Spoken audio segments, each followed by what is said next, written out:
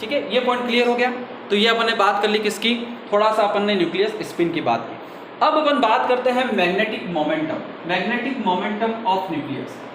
देखो ये magnetic momentum क्या टर्म है, एक तो मैग्नेटिक फील्ड होती है, तो अपन कहते हैं कि भाई मैग्नेटिक फील्ड जनरेट हो रही है, ठीक है। कोई भी आपका जो चार्ज पार्टिकल है वो जब मूव करता है, मोशन करता है, देखो मोशन लीनियर भी हो सकता है, रोटेट भी हो सकता है, या रिवॉल्व भी हो सकता है ना। मोशन लीनियर भी होता है, रोटेटिंग मोशन भी होता है, एंड रिवॉल्विंग मोशन भी होता है। तो कोई भी मोशन कर रहा हो तीनों में से, तो आपकी क्या जनरेट होती है, मैग्नेटिक फील्ड। तो ये मैग्नेटिक फील्ड कितनी जनरेट होगी, है ना, इस मैग्नेटिक फील्ड की स्ट्रेंथ क्या है, उस स्ट्रेंथ को किस में मेजर किया जाता है, मैग्नेटिक मोमेंटम में मेजर किया जाता है। जैसे मैं आपको एक छोटा सा एग्जांपल दूं, जैसे आपके पास एक टर्म होती है पोलैरिटी, है ना। पोलैरिटी आप अच्छे से जानते हो, कोई मॉलिक्यूल पोलर होता है, कुछ मॉलिक्यूल नॉन पोलर होते हैं। तो ये जो पोलैरिटी टर्म होती है, इसको आप किस में मेजर करते हो, आप इसको मेजर करते हो in the form of dipole moment, ठीक है। उसकी स्ट्रेंथ को किस में मेजर करते हो, डाइपोल मोमेंट की फॉर्म में आप मेजर करते हो। उसी तरह से जो मैग्नेटिक फील्ड की स्ट्रेंथ क्या है, उसकी पावर क्या है ना, उसको अपन किस में, मैग्नेटिक मोमेंटम से मेजर करते हैं। और साथ साथ इसको आपको क्या मिलती है, डायरेक्शन का भी पता चल जाता है ना, कि किस डायरेक्शन में आपके मैग्नेटिक फील्ड जो है वो वर्क कर रहा है। तो क्लियर हो गया। तो ये बात कर रहा हूँ किसकी, मैं मैग्नेटिक फील्ड की। तो अब मेरा जो फोकस है वो ज्यादा किस पर रहेगा, मैग्नेटिक मोमेंटम पे रहेगा। मैग्नेटिक मोमेंटम की जो यूनिट है आप अच्छे से जानते हो, बोर मैग्नेटॉन है ना, जो बोर साइंटिस्ट है नील्स बोर, उनके नाम से इसकी क्या है, यूनिट है बोर मैग्नेटॉन। नेक्स्ट पॉइंट का डिस्कशन करते देखो। तो यहां पर अब ये बात समझना जरूरी है कि जो न्यूक्लियस है, न्यूक्लियस जो आपके मैग्नेटिक मोमेंटम जनरेट कर रहा है, वो मैग्नेटिक मोमेंटम किसके कारण से कर रहा है ना, कि प्रोटॉन जो मैग्नेटिक मोमेंटम जो न्यूक्लियस जनरेट कर रहा है, जैसे न्यूक्लियस है ये क्या कर रहा है, रोटेट कर रहा है, और वो इस तरह से इस डायरेक्शन में मैग्नेटिक मोमेंटम को जनरेट कर रहा है। ये इसका मान लो कि नॉर्थ पोल है, ये इसका साउथ पोल है। अपन ने बताया था नॉर्थ पोल साउथ पोल कैसे होगा, इस डायरेक्शन में जब स्पिन कर रहा है तो अपन कहेंगे कि ये ऊपर वाला नॉर्थ पोल है।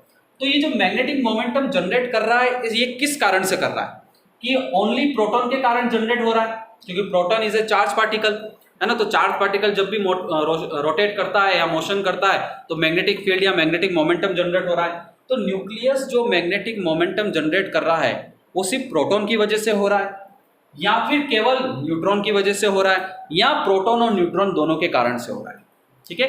अगर दोनों की वजह से हो रहा है तो क्यों हो रहा है, इसको अपन समझेंगे यहाँ पर, ठीक है, ध्यान से देखना।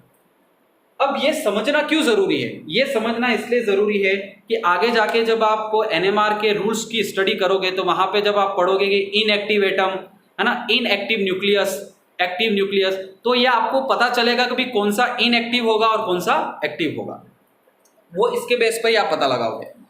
तो सबसे पहला पॉइंट मैं यहाँ पे स्टडी बात करूंगा कि जो प्रोटॉन जो न्यूक्लियस है उसका magnetic momentum proton and neutron दोनों की वजह से जनरेट होता है, ठीक है। ध्यान से सुनना, जो न्यूक्लियस का मैग्नेटिक मोमेंटम है, उसका मैग्नेटिक मोमेंटम प्रोटॉन और न्यूट्रॉन दोनों की वजह से क्या होता है, जनरेट होता है। अब यहां पर देखो एक सिंपल सी बात है कि प्रोटॉन के केस में तो बात समझ में आ जाती है, फिर proton is a charge particle, और जब चार्ज पार्टिकल मूव करता है, रोटेट करता है, मोशन में आता है, तो मैग्नेटिक मोमेंटम जनरेट होता है या मैग्नेटिक फील्ड जनरेट होती है।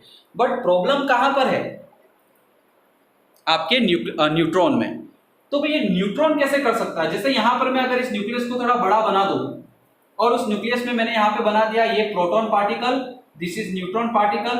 प्रोटॉन भी क्या कर रहा है, रिवॉल्व कर रहा है, न्यूट्रॉन भी क्या कर रहा है, रिवॉल्व कर रहा है। प्रोटॉन एंड न्यूट्रॉन दोनों क्या कर रहे हैं, रिवॉल्व कर रहे हैं, है ना। तो ये इसका नॉर्थ पोल, ये इसका नॉर्थ पोल, ये इसका साउथ पोल, ये इसका साउथ पोल, क्लियर है। तो इसका मतलब क्या है कि जो मैग्नेटिक मोमेंटम है वो प्रोटॉन की वजह से भी जनरेट होता है और न्यूट्रॉन की वजह से भी जनरेट होता है। प्रोटॉन की वजह से तो समझ में आता है कि proton is a charge particle, so generate हो जाता है। बट न्यूट्रॉन में कैसे हो सकता है, न्यूट्रॉन तो एक न्यूट्रल पार्टिकल है, और न्यूट्रल पार्टिकल जब भी मोशन करता है तो कोई मैग्नेटिक फील्ड या मैग्नेटिक मोमेंटम जनरेट नहीं होता है ना।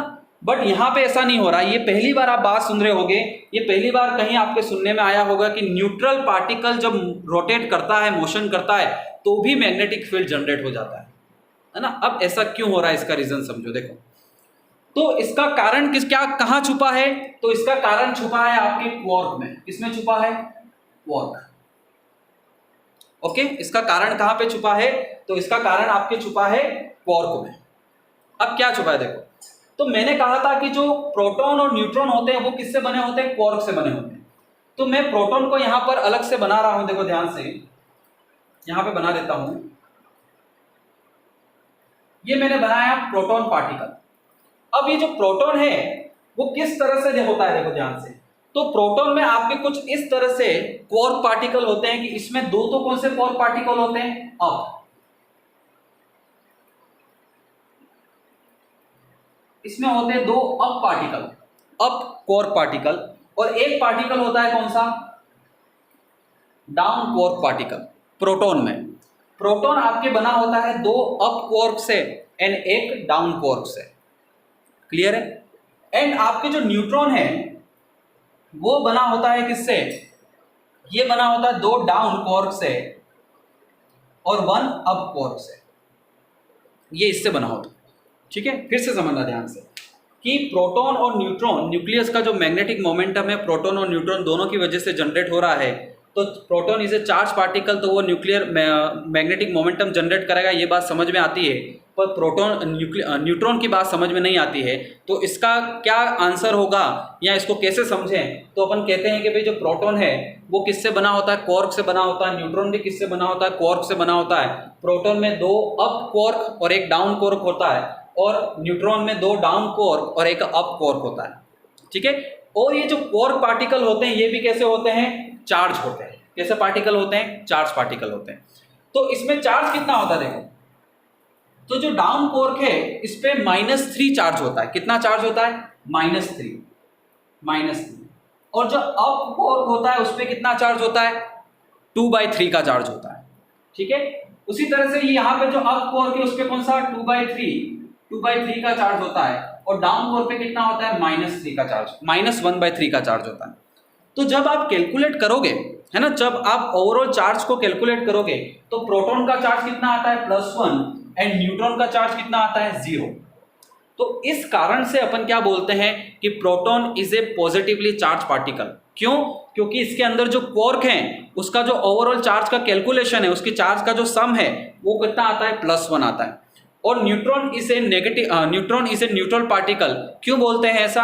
क्योंकि इस पर जितने भी चार्ज होते हैं उनका ओवरऑल जब सम करते हो तो वैल्यू क्या आती है? 0 आती है। तो इसका मतलब क्या हुआ कि भाई ये +1 चार्ज है पर ये 0। बट यहाँ पे अब आप समझो ध्यान से कि न्यूट्रॉन भी क्यों मैग्नेटिक मोमेंटम जनरेट कर सकता है। देखो यहाँ पर जो न्यूट्रॉन है वो ओवरऑल उस पर जो चार्ज है वो कितना है? 0 है। बट ऐसा थोड़ी है कि उसके पास चार्ज नहीं है ना। न्यूट्रॉन ओवरऑल उस पर चार्ज कितना है? वो इलेक्ट्रिकली न्यूट्रल है। वो इलेक्ट्रिकली न्यूट्रल इसलिए है क्योंकि उसके पास जो क्वार्क पार्टिकल हैं उन पर ओवरऑल चार्ज कितना है? सेम हो जाता है, इसलिए वो इलेक्ट्रिकली न्यूट्रल है। बट इसके पास चार्ज पार्टिकल तो अवेलेबल है, इसके पास चार्ज पार्टिकल तो हैं। अब जब न्यूट्रॉन रोटेट करेगा तो उसके अंदर क्वार्क जो है, जो चार्ज पार्टिकल है, वो भी क्या करेंगे? रोटेट करेंगे, रिवॉल्व करेंगे, है ना। तो वो रिवॉल्व करेंगे तो मैग्नेटिक फील्ड जनरेट होगी। मतलब आप ऐसे समझना इस बात को कि अब मैं इलेक्ट्रिकली न्यूट्रल हूं जैसे, तो मेरा इलेक्ट्रिकली न्यूट्रल होने का कारण क्या है कि मेरे पास जो पॉजिटिव चार्ज है और नेगेटिव चार्ज है तो वो दोनों इक्वल हैं। इसका ये मतलब नहीं है कि मेरे पास चार्ज ही नहीं है। चार्ज तो मेरे पास है, मेरे पास चार्ज है, मेरे पास चार्ज पार्टिकल हैं, पर वो दोनों का number electrically and negative charge and positive charge का नंबर क्या है? सेम है, इसलिए मैं इलेक्ट्रिकली न्यूट्रल हूं। बट मेरे पास क्या प्रेजेंट है? चार्ज पार्टिकल प्रेजेंट है। अब मैं रिवॉल्व करूंगा तो मेरे अंदर के जो चार्ज पार्टिकल है वो भी तो क्या करेंगे? रिवॉल्व करेंगे, और वो क्या जनरेट कर सकते हैं? मैग्नेटिक फील्ड जनरेट कर सकते हैं। ठीक है, तो इस कारण से न्यूट्रॉन क्या करता है? मैग्नेटिक फील्ड जनरेट करता है।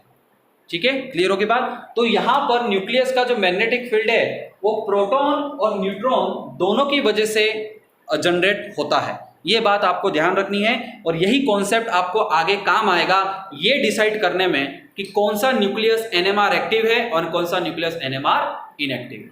ठीक है, तो आज का लेक्चर यहीं पे एंड कर रहा हूं मैं। ये बहुत ही इंपॉर्टेंट पॉइंट है ना। मैंने आपको पहले स्ट्रक्चर ऑफ न्यूक्लियस का थोड़ा आइडिया दिया, उसके बाद न्यूक्लियस स्पिन का थोड़ा आइडिया दिया और मैग्नेटिक मोमेंटम का, है ना। तो ये आपके लिए सबसे इंपॉर्टेंट कॉन्सेप्ट होगा आगे के रूल्स को अंडरस्टैंड। नहीं तो आप रूल्स पढ़ोगे पर समझ में कुछ नहीं आएगा। ठीक है, ओके, आज का लेक्चर मैं यहीं एंड कर रहा हूँ।